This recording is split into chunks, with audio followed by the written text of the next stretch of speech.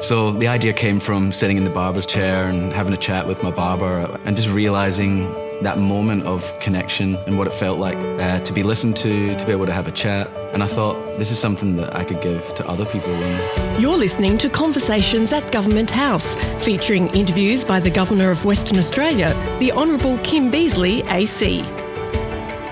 7 years ago, Craig Hollywood had an idea about haircuts.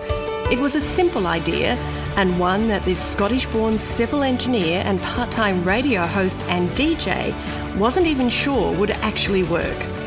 With the help of a few barber friends and a whole swag of enthusiasm, Craig set up a makeshift barber shop in a Perth car park. And Short, Back and Sidewalks, a service offering free haircuts to Perth's homeless, was born.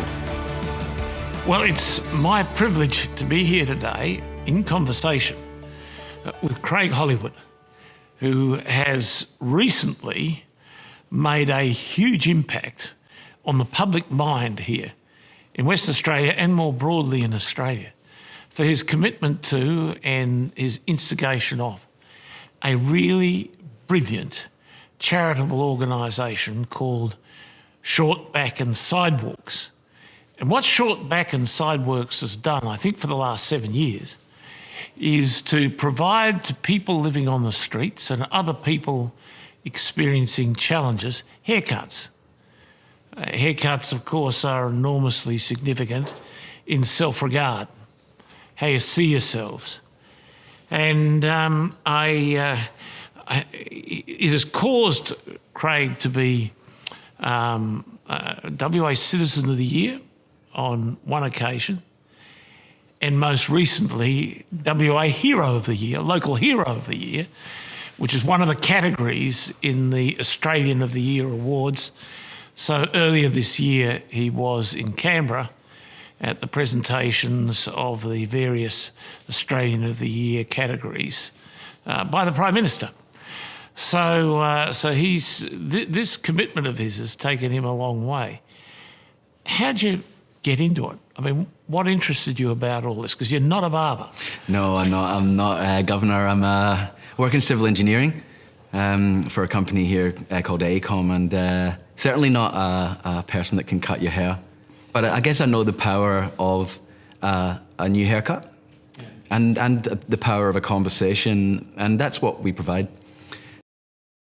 So the idea came from sitting in the barber's chair and having a chat with my barber at Weston's and on William Street, and just realising that moment of connection and what it felt like to be listened to be able to have a chat. And I thought, this is something that I could give to other people, and that's how it started. It is the classic thing about barbers, isn't it? That you go to a barber and you have a chat. I mean, every barber I go to, you have a chat. It's usually quite simple, but sometimes, depending on the season, depending on the events of the day, it's pretty broadly based. But you've got a fascinating commitment that is goes to free haircuts, no judgments. So it's two things: free haircuts, no judgments. What's that mean? So free of charge, free of judgment, it means that what we do is something that is a safe, non-judgmental space for people. We don't really talk about things like people's backgrounds if they don't want to. It's a safe space, and hairdressers and barbers are almost like the accidental counsellors of society. Like you literally put your head in people's hands, and you tell people your deepest thoughts, and I think there's a really empowering thing about that alone, and it's not just people experiencing homelessness. It's women with lived experience of domestic violence, youth at risk, Indigenous communities across Australia. Yeah. The power of a chat is something that gets a little bit overlooked, and the power of connection gets overlooked. And that goes for everyone. It doesn't matter if you're in need or like we're sitting here having a chat now. It's something that doesn't really cost a lot of money, and it has a really big impact. Well, it's not challenging. I mean, it's not challenging to get your hair cut. It's challenging to pay for it. And that is something which you solve for quite a lot of people. There's a couple of stories associated with that. I think in your first outing here 7 years ago, as yourself, a couple of barbers and the Salvos arranged about 15 people off the streets to come and get their hair cut. One of whom was a bloke who was a business type who had fallen on hard times and wanted to do an interview to get himself back on track. It ended up on the streets, wanted to get back on track, and he understood as much as anybody else the value of a good haircut. You must have found yourself confronting a lot of people for whom this is a very specific significance. Yeah, and I think when you look good, you feel good. Specifically, people like the chat we met, the first haircut we actually done, it was around the corner in William Street. Yep. In a car park. And yeah, that chap had travelled 50 k's on a bus to come and get a free haircut, and I just knew that in that moment specifically that like we were doing something that people really need. Yeah. And that was also going to create a big impact on people. Yeah. You notice the difference as well. It's very, very immediate. Like after that 15, 20 minutes of having a chat, and body language changes, appearance changes. Yeah. And like it brings like a certain amount of swagger that people walk away with, and that's what we provide. It's totally. I never have thought about it. Never have come up with this idea myself, but you can see almost instantly how it would actually work. And it's the other thing that impresses me about it. I know you're trying to think about what you need to do next steps, where you need to go, but this is operated totally off what you describe as social capital. You don't receive any government resources at all. None.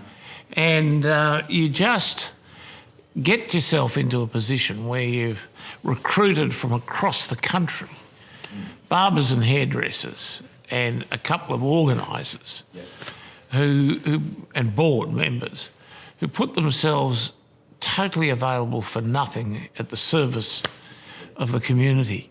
How have you managed to win them? It's a really good question. Yeah. Look, I think I've thought about this really long and hard, and it's like having a really strong network of friends, and I don't mind a chat now and again, so I think that's probably been a big part of it. But I actually put it down to, I think, being from Perth and being from WA in particular, I think there's something in the water, I reckon, and it's also something that whether it's the arts, music, helping people. There's always that sense of camaraderie, and like if you know someone, you can start something. In my opinion, because I think people are quite optimistic here, and it's like we're not big enough that we don't talk to each other, but we're not small enough for not to do things that we want to do. So being able to approach someone in WA and Perth and say, "Oh look, I've got this idea. Can you give us a hand?" So that's taken us from setting up as a not-for-profit. Yeah. So a few lawyer mates helped us out. Yeah. Putting together a website. A few website designer mates helped us out. And yada, yada, yada. It keeps going on from there. And it's not just people cutting hair. It's people with loads of different skills that are involved now. So it has been social capital, and it's been people just willing to use their skills to help. And you've had tiny bit of a sort of artistic, musical sort of background that has probably put you out there mentally, able to do this sort of thing. But and you must have the gift of the gab, because you've talked a lot of people into using quite expensive skills that they have to do some really generous community things. I think it's just like knowing where it comes from, to be honest. I had an uncle who passed away from alcohol abuse, and at times was experiencing homelessness. And for me, that's where my drive comes from.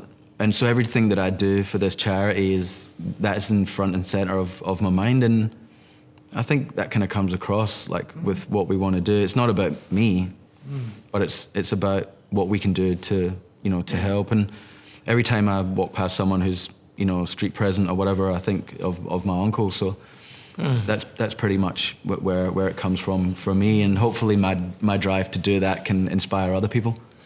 I think a lot of people must sense this sort of generosity of spirit in you because, when I was opposition leader years ago, I used to go up to the Garma festival up at Nhulunbuy with the old new people who put it on, and it's a special occasion when you're up there, as you see a very self-confident community making outreach to the broader Australian community when you're up there. And somehow you ended up there. How on earth did that happen? It's funny. I remember I was waiting for a shower in the morning at the blocks, and I ended up speaking to another Glaswegian who was there as part of the Apple, who were doing some sort of work there or sponsoring or something, and we ended up both sitting there, standing outside the showers, talking about Celtic, which is a football team from Glasgow. And I remember sitting there and just thinking, I can't believe that I'm standing here in the middle of this special place talking to another Glaswegian about Celtic, but that's just what happens. But we ended up there after being invited, and to connect with the community in that way was really special. We were situated in the local Yolngu people's area, and we had this instant connection. Right. I think the other people who go to the festival potentially maybe takes 2 or 3 days or whatever to really get, but we were chucked right in the middle and given haircuts, and there was a moment there. I remember actually there was a CEO of Apple who was sitting getting his haircut, and right next to him was this 4-year-old Yolngu kid, and it was like Snoop Dogg was playing, and the capes were on, and they were just having a chat, and it was like, for me, that was short back in Sidewalks. It's like no judgment. You could be the CEO of Apple, or you could be a young Yolngu kid who've got very different backgrounds, but in that moment, they're equal. Yeah. And I think I remember a lot of the sort of festival organisers all just standing there kind of in awe of the fact that there was just this conversation happening and no one really cared about what background people were from. You brought up at the time, it's not now, but at the time, really a bit of the tough end of Glasgow. Yeah, it was a pretty colourful area, Anderston in Glasgow. Yeah. Yeah. It sort of, that fascinates me because I spent a bit of time in the UK and a bit of it in Scotland, and I just loved Scotland, which I have to confess, Glasgow was not the area that was immediately attractive. I don't think I've ever heard anyone say that it was I wasn't expecting you to say that. Edinburgh's big. Yeah. Every single time. Except the thing you always found about Glasgow, when you actually talk to the folk who are from Glasgow, in a sense, they saw themselves as the authentic Scots. And as representing what was important in Scotland. Now, there were a few blokes in the Highlands and the North and in the Shetlands and whatever who'd think that was baloney. Edinburgh would probably concede it because they'd sort of say they're not the Scots.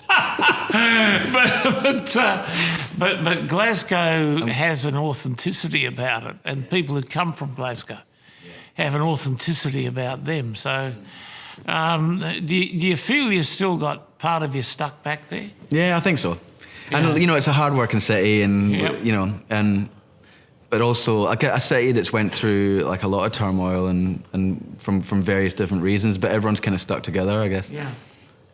One story is my grandmother, and she basically was an orphan at a very young age, and the lady who lived the floor above her basically adopted her after she was in a basket out on the street. It's like there was that sense of community in Glasgow, and I think that is something that I would like to try and bring to here, through Short Back and Sidewalks.